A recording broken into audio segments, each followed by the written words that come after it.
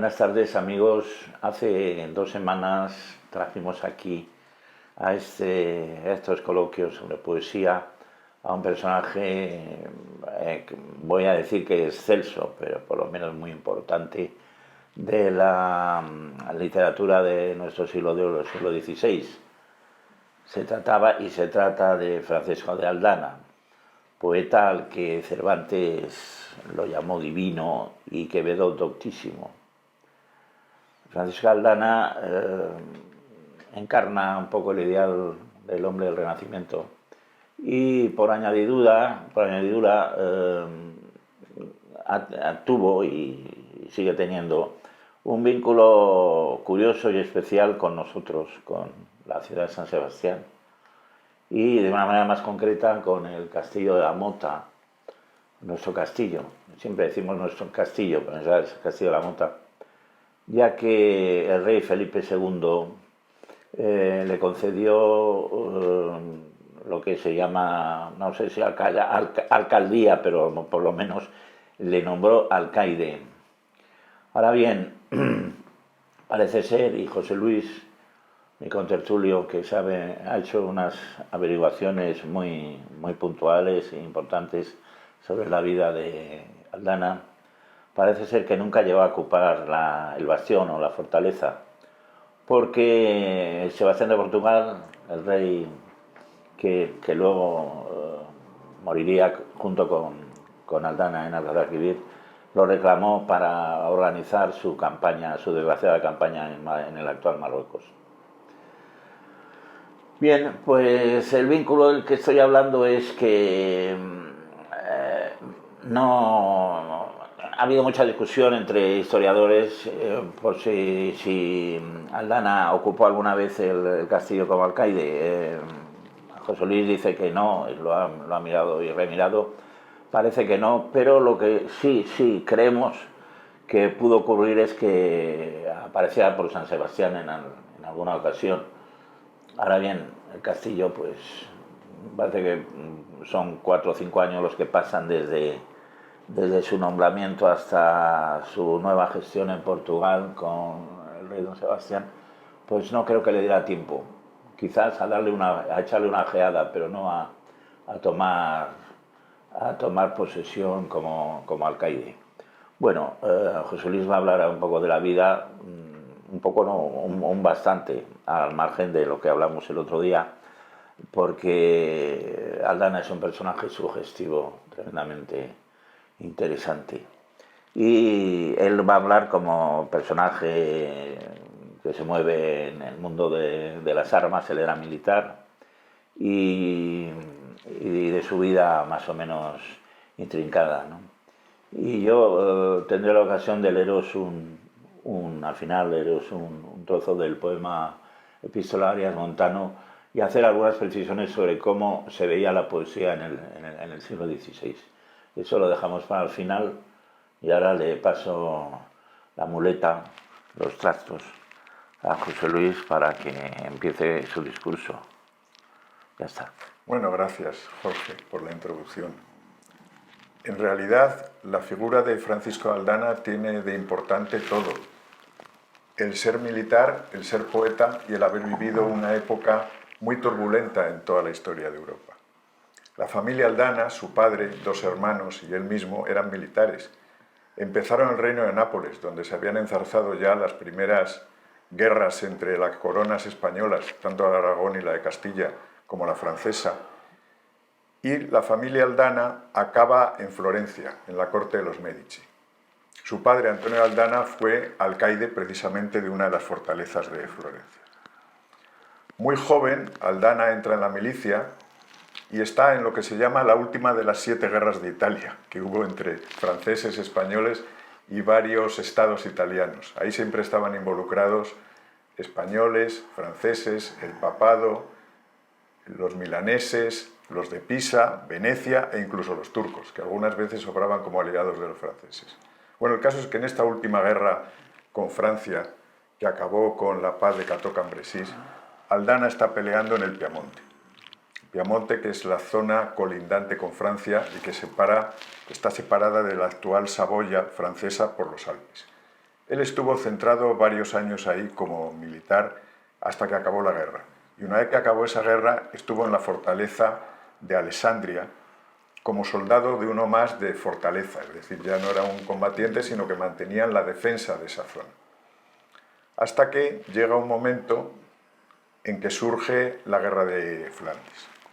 Entonces, en el momento en que surge la guerra de Flandes por la rebelión de varios nobles de Flandes, es cuando empieza la gran campaña del duque de Alba en Flandes. Y surge precisamente el movimiento del duque de Alba y 4 de los tercios más importantes que había en aquel momento, que son los que suben por el camino español hasta Flandes. Y Aldana se enrola voluntariamente en las tropas españolas que van a combatir a Flandes. De hecho, pasan 4 tercios, el tercio de Nápoles, el tercio de Lombardía, el tercio de Sicilia y el tercio de Cerdeña. Y un contingente importante de los que no estaban movilizados o están movilizados a partir de ahí se integran en algunas de las compañías de Flandes. Es muy interesante esta transición entre Italia y Flandes, no solo por el hecho guerrero, sino por la apertura y utilización de lo que se llama el camino español, el chemin des Espagnols, que va desde el milanesado, atravesando territorios que eran hasta cierto punto hostiles, algunas veces aliados y otras no, y van contorneando la parte oeste de los Alpes hasta subir al Franco Condado, Borgoña, y de ahí pasar ya a Flandes. Eso lo hacen en un tiempo récord prácticamente, es decir, las tropas del duque de Alba, unos 10.000 soldados, llegan a Flandes y empiezan inmediatamente una ofensiva. Y aquí hay un hecho muy interesante respecto de la figura militar de Aldana. Es que Aldana en esa primera época realmente no es combatiente, sino que está en la corte o administración que instala en Amberes el duque de Alba. Así que pasa bastante tiempo realmente sin combatir. Pero aparece un episodio muy curioso en su vida en ese momento. El duque de Alba llama a varios de los dirigentes flamencos de la revuelta, quiere establecer una suerte de tregua o acuerdo con ellos, pero después de una comida les dice que le esperen en un salón. Y entonces le arrestan. Y es una cosa muy curiosa, porque un grupo de los españoles arresta por orden del duque de Alba a los condes de Egmont y de Ales, y resulta que en ese grupo de los que le arrestan está Aldana. Y esto lo acabo de descubrir hace muy poco tiempo a través de una lectura un poco marginal de uno de los historiadores mejores de esa zona, que además era militar en los tercios y en una compañía en la que estaba también Aldana, que es Bernardino de Mendoza. Tú me preguntaste un día, Jorge, si había algún retrato de Aldana, y yo te dije que no había ningún retrato conocido, no era tan importante como para que le retrataran pintores tan importantes de la época y que además cobraban bastante dinero por pintar, sino que aparece en un dibujo que luego se convierte en un grabado, donde son prácticamente monigotes, porque está representado el arresto, el juicio y la ejecución de los duques de Egmont y de Ales. Y uno de esos personajes tiene que ser Aldana, porque Bernardino de Mendoza, que es de los que está también en el grupo, nombra a todos los que arrestan a estos nobles. Así que ahí tenemos una primera intervención más o menos historiada de la Guerra de Flandes de Francisco de Aldana. ¿Y son ejecutados? Fueron ejecutados después los dos, efectivamente. Pocos meses después, en 1568. ¿Y de qué se valió? Traición al rey, Traición al rey. Y rebelarse contra el rey. Contra el rey. En aquella época esa acusación y haber tomado las armas efectivamente era suficiente. Luego, a partir de ahí, aparece un periodo más o menos tranquilo en la Guerra de Brabante, y es donde se supone que Aldana empieza a escribir la parte literaria que escribe fuera de Italia al principio. Establece una serie de relaciones con otros literatos que hay por la zona. No hay que olvidar que en aquel momento en Flandes se imprimían muchos libros españoles, se imprimían muchos libros en español, igual que se imprimían en Milán, igual que se imprimían en Venecia, y en torno a los impresores editores se formaban grupos de escritores, de poetas, de artistas, y así se articulaba toda una red de conocimiento y de intercambio que puede influir probablemente en el estilo de cada uno de los que están en esa época. Y ahí prácticamente termina esa primera época de Aldana, en la que hay que introducir también una anécdota muy importante. Hace una misión en Inglaterra, y eso también se ha conocido muy tardíamente. Aldana va a Inglaterra en una misión diplomática de Chapín Vitelli, que es uno de los generales de Felipe II, para intentar recuperar unos barcos que habían capturado los británicos y el dinero que iba en esos barcos. Entonces ha aparecido muy recientemente un documento de los pocos en prosa que se conservan de Aldana, que está precisamente en el santuario de Loyola, porque formaba parte de unos legajos del duque de Lerma. Y a través de ese texto en prosa, que es una prosa jocosa, se mofa de la corte de Inglaterra, describe cómo eran los soldados de la guardia de la reina, describe a la propia reina y describe todos los episodios que durante 2 meses les ocurre a esa comitiva que al final se vuelve a Flandes sin llevarse los barcos y con unas promesas que luego no se cumplen. Esa es la primera parte de la historia en Flandes de nuestro amigo Aldana. Muy bien. Muy documentada tu disertación, muy documentada. Está documentada gracias a los que han estudiado sobre eso y que yo he seguido, porque hay una bibliografía enorme. Yo creo que he llegado a consultar del orden de 40 o 50 títulos y documentos. Y la ventaja que tiene el investigar sobre un personaje, aunque sea en la historia secundario, es que te permite entrar en la historia de la época y conocer a otros personajes distintos, y el ámbito y el ambiente. Lateralmente entran otros personajes que también, bueno, excitan la curiosidad, por decir así, del historiador. O sea, el personaje central y luego personajes laterales que forman parte un poco de la historia del personaje del que se trata principalmente, ¿no? Bueno, yo tendría que hablar un poquito de la poética de Aldana. Aldana, hay que decir que su hermano Cosme recopiló parte de su obra, otra muchísima se ha perdido. Parece que Cosme lo hizo bastante mal, incluso incorporó algunos trozos de algunos poemas que no correspondían a su hermano. Pero el caso es que gracias a Cosme, pues hoy podemos disfrutar de una poesía que sí responde a los nuevos conceptos y a lo que se ha llamado el dolce stile nuovo, el nuevo estilo que se crea en Italia y que tanto Boscán como García de la Vega lo incorporan. El invento, por llamarlo de alguna forma, es el endecasílabo. El endecasílabo, como sabéis mucho, es un verso de arte mayor que con varias acentuaciones, normalmente sexta y décima, aunque está el sáfico adónico que acentúa en cuarta y octava. Entonces se utiliza el endecasílabo, que tiene una flexibilidad que no se correspondía o que no tenía el metro tradicional español, que responde más que a otra cosa a la respiración del propio poeta, que es el octosílabo. Recordemos versos de 8 sílabas, todo el romancero, y bueno, poemarios o poemas como algunos maravillosos como el del prisionero, ¿no? Que por mayo, cuando hace la calor, cuando los trigos se encañan y están los campos en flor. O el del galeote, que dice que llega a Marbella, ahí en la galera remando y echa de menos a su mujer, y dice que si ella llora, dice: si llora mi cautiverio en la arena, bien puedes al mar del sur vencer en lucientes perlas. Son ejemplos magníficos y versos, como digo, al tener 8 sílabas de arte menor. Aldana incorpora el nuevo estilo, el estilo del endecasílabo, de una manera fervorosa. Claro, Aldana no tiene la fuerza de Fray Luis, por ejemplo, ¿no?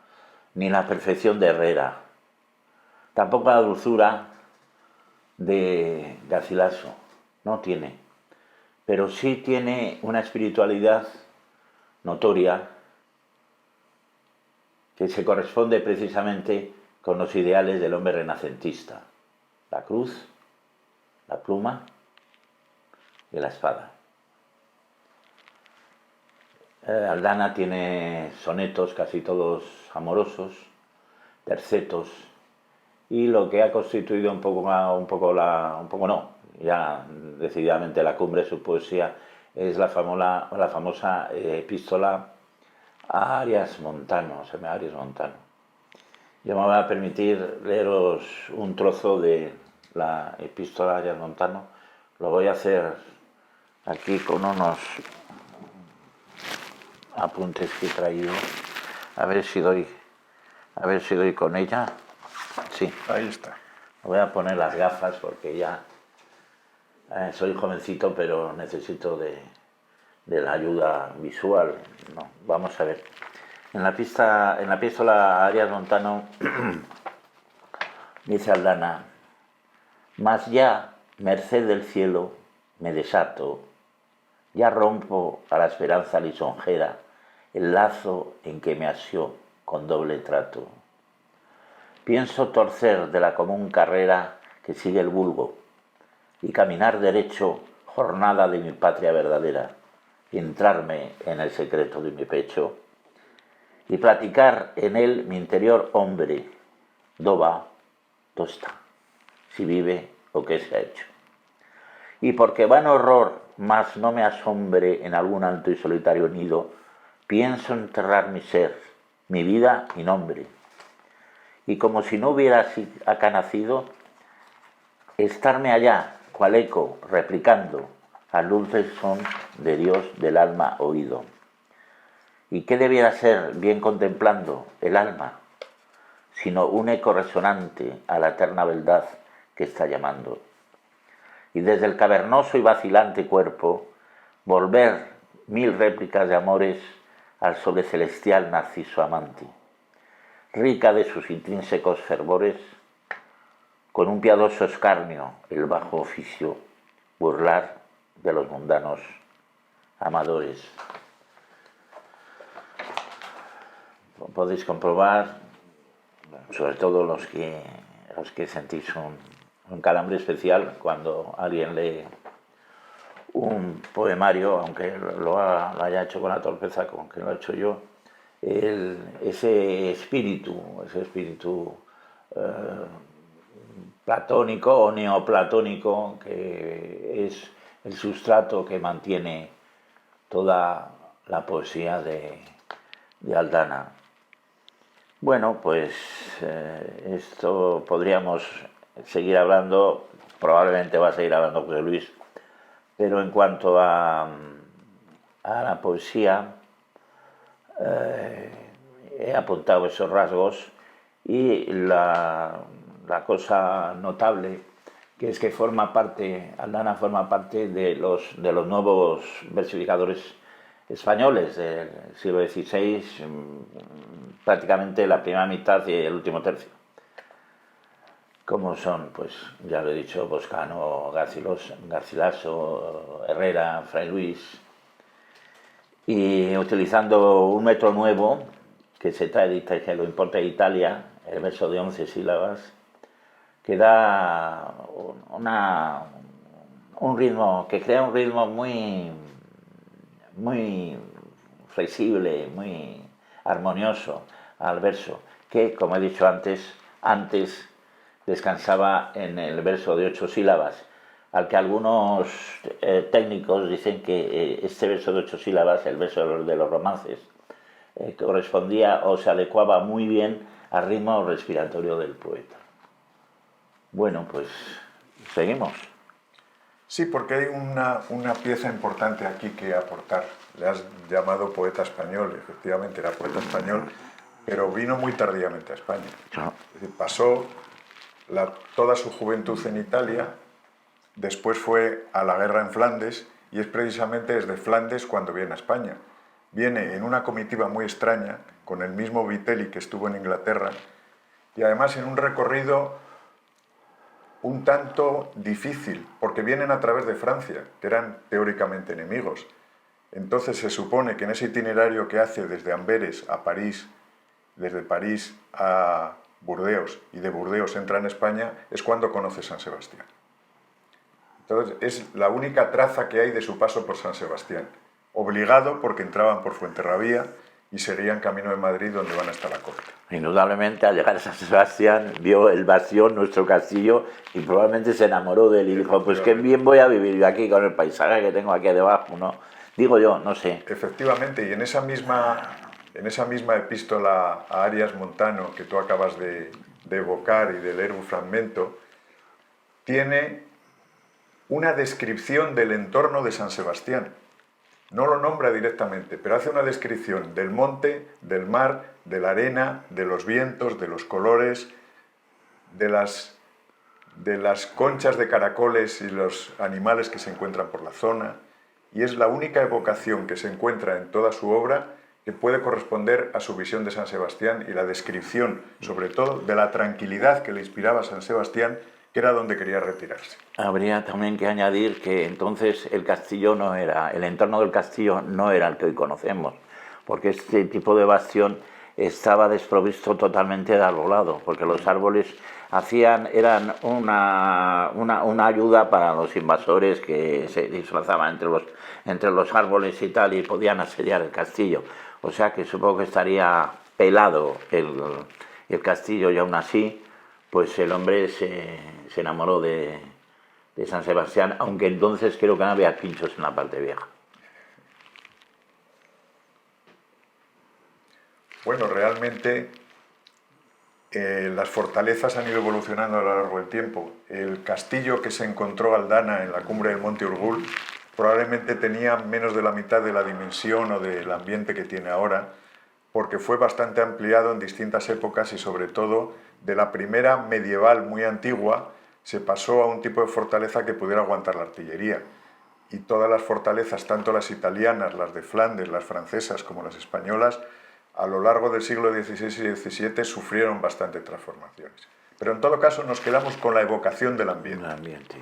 Seguramente la llamada batería de las damas y el macho, que solemos, donde jugábamos los chavales a espadas, de jovencitos, formaron parte de esa extensión de la que tú hablas, ¿no? De ese añadido. Y el castillo que conoce Aldana casi probablemente era justamente hoy lo que es la cumbre, donde está el Sagrado Corazón y esa capillita naval tan bonita que él tiene abajo, ¿no? No tendría mucho más, porque era pues un elemento defensivo bastante reducido, pienso yo, ¿eh? No sé. Tú seguramente lo has investigado y tienes más datos como para cerciorarnos de que era así o de que no era. Bueno, yo creo que con esto podemos ya terminar esta parte y en otro programa pasaremos a un episodio muy interesante en la vida de Aldana, que es la vuelta otra vez a las armas en activo. Hasta pronto.